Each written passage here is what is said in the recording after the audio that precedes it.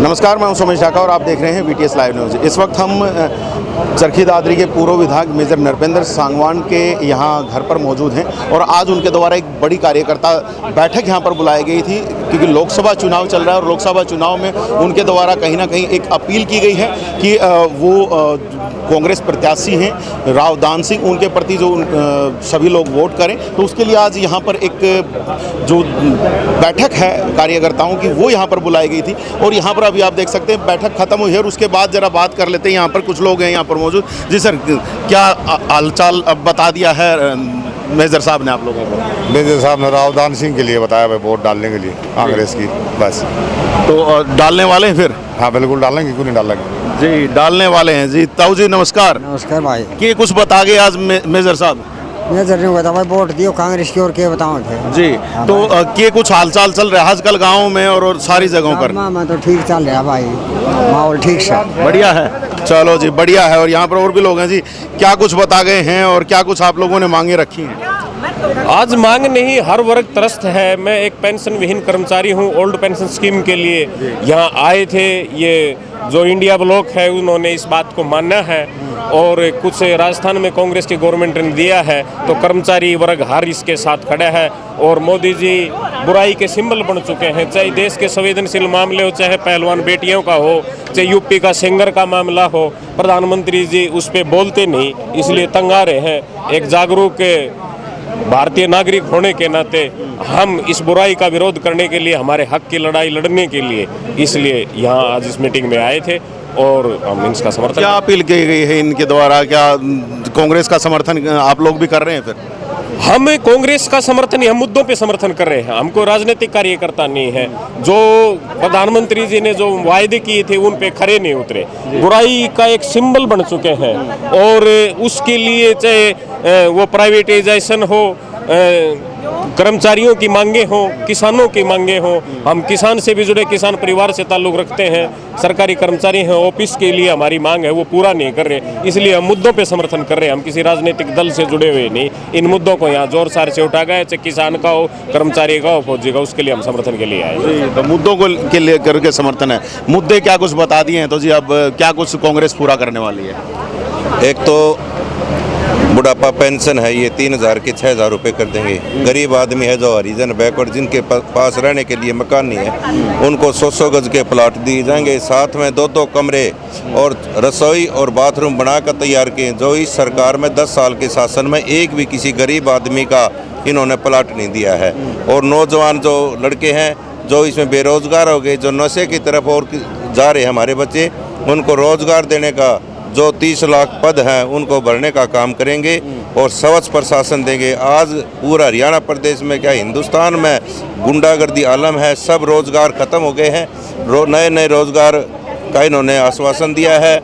और किसानों के साथ, किसानों को बिजली पानी, जो गरीब आदमी है उनको 300 यूनिट तक बिजली फ्री देंगे और नहरी पानी का प्रबंध करेंगे। आज 500 खुश हैं जो ये सारे मुद्दे आप लोगों को बताए जा रहे हैं इनसे? हम नहीं, 36 बरादरी खुश है और उम्मीद लगा दे कब ये 25 तारीख आवे और हाथ का बटन दबाकर केंद्र में कांग्रेस पार्टी की सरकार बना हो रही है। न्यायी राजा है जो इतनी छोटी छोटी बातों पर आ गए, इतनी छोटी छोटी जो कोई एक आम इंसान भी नहीं लो। प्रधानमंत्री जो बोल रहा है, ये हिंदुस्तान का प्रधानमंत्री नहीं हो सकता, ये शोभा नहीं देती है। इसको बीजेपी को और इसको उखाड़ फेंकने का ये चुनाव है, जिसमें 36 बरादरी तन मन धन से मदद कर इनको हटाएंगे। तो राव दान सिंह की कितने से आप जीत मान रहे हो? राव दान सिंह की जीत निश्चित है, लेकिन कार्यकर्ता जो भी कांग्रेस का कार्यकर्ता है ये इस बहम में नहीं रहे अकबी के नाम से हमारी जीत निश्चित है।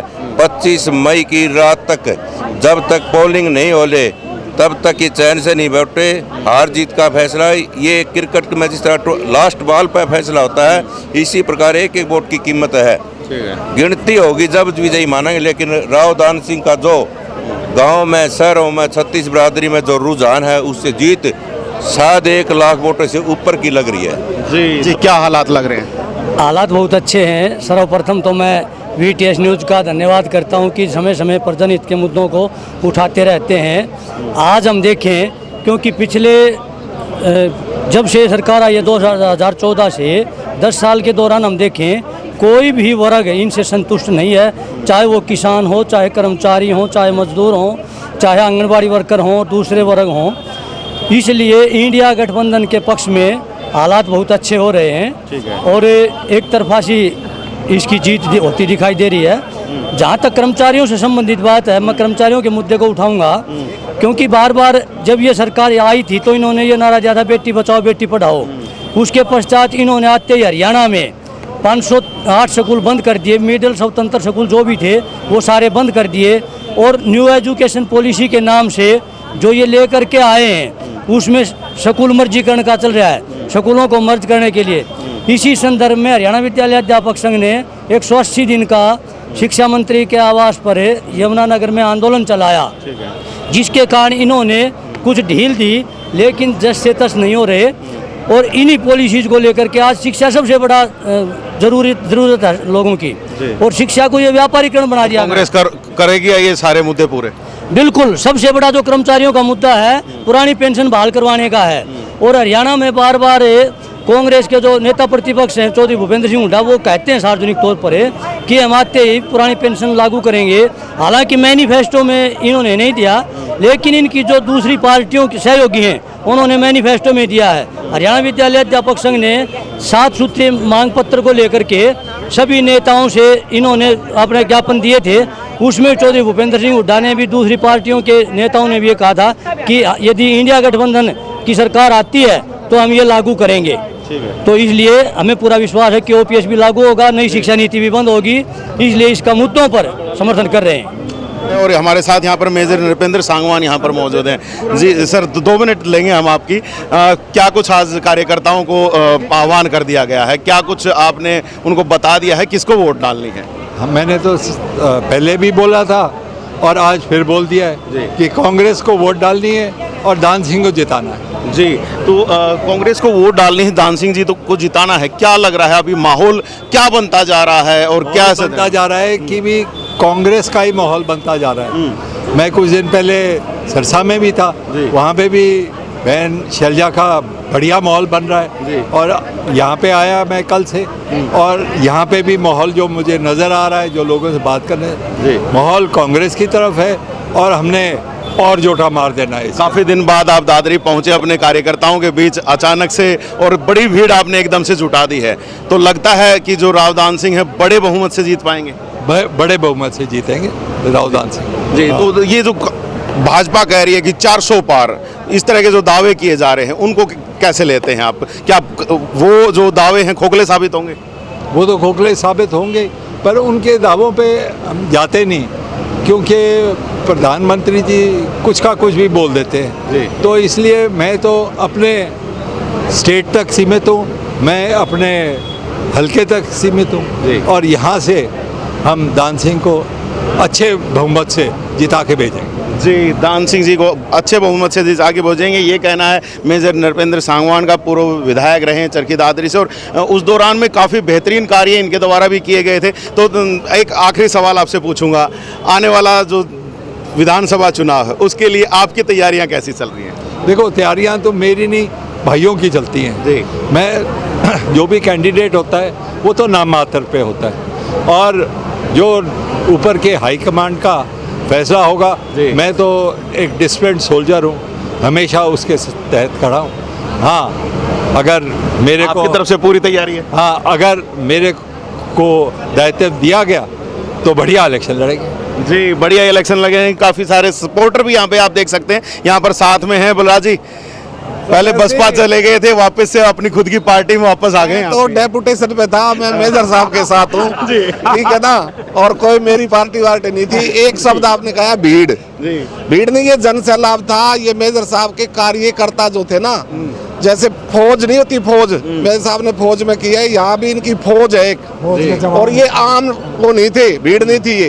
ये दादरी हलके के सभी गांव के और शहर के जो प्रमुख लोग थे वो लोग थे, वो इसलिए थे, मेजर साहब ने अपने कार्यकाल में सामूहिक काम कराए थे, लोगों के काम किए थे, इस दादरी की काया पलटने का काम किया था, बहुत बड़ी बड़ी स्कीम लेके आए थे, उसकी बदौलत हम लोग यहाँ खड़े हैं, और काम का प्यारा आदमी। और मेजर साहब को एक बात से जाना जाता है, जो कहते हैं वो कर देते हैं कि भाई फौजी भाई यहाँ भर लेने तो हटे नहीं। और एक बात के लिए और भी प्रसिद्ध हैं, लोग ईब भी कहे हैं टिकट मेजर लिया होगा, या मैं नहीं कहता, ये लोग कहे हैं, ठीक है ना। तो आप लोगों की तैयारी पूरी है फिर मेजर साहब को जिताने की? बिल्कुल, जितने लोग यहाँ हैं सबके मन में ये भावना है कि भाई ये छोटा को नहीं भाई, यो कितने ले आओगे पार ले आओगा, या मैं नहीं कहता ये फौजी भावना पूरी तो वो है कि भैया जीतेंगे हम ही।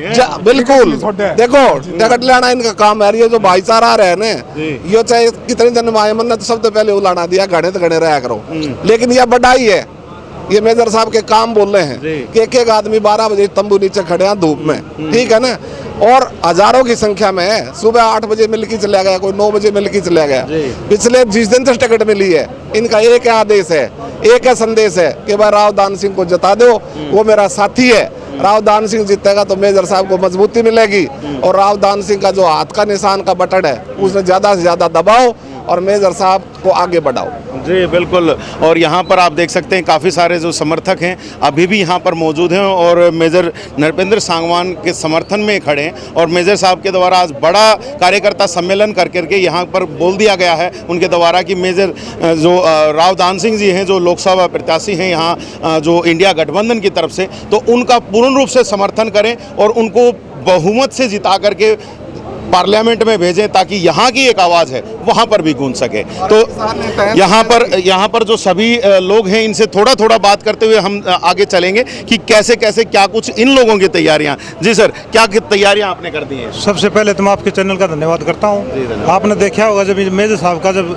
विधायक का जो टर्म रहा है वो दादरी केंद्र के इतिहास रचा गया था, चाहे वो बाईपास की बात हो, चाहे ITI की हो, चाहे जो रिक्रूटमेंट का दफ्तर है उसकी हो, चाहे पीने के पानी की बात हो, चाहे नौकरियों की हो। तो आगे फ्रंट लाइन में मेरे सामने जो है रखा है, और अभी मेजर साहब की जो सेना है आपने देखी होगी, एक फ़ोन के ऊपर ही हाजिर रहे हैं। परिस्थिति कभी दफ़ा जो हाजिरी ना होने की वजह से लोगों ने कहा भी है और इन्होंने स्वीकार भी किया है। अभी थोड़ा मैं यहाँ हल्के में कम रह पाया। तो तैयारियाँ पूरी हैं? तैयारियाँ पूरी हैं और तनमन आगे भेजोगे? बिल्कुल, जो है पहले भी हम तो कोशिश पूरी करी है, आगे भी करेंगे। तनमन धन से साथ कांग्रेस पार्टी के साथ हैं। सुमित जी, आप कुछ नाराज दिखाई दिए थे, क्या बात हो गई? नहीं जी, बिल्कुल नाराज नहीं है जी।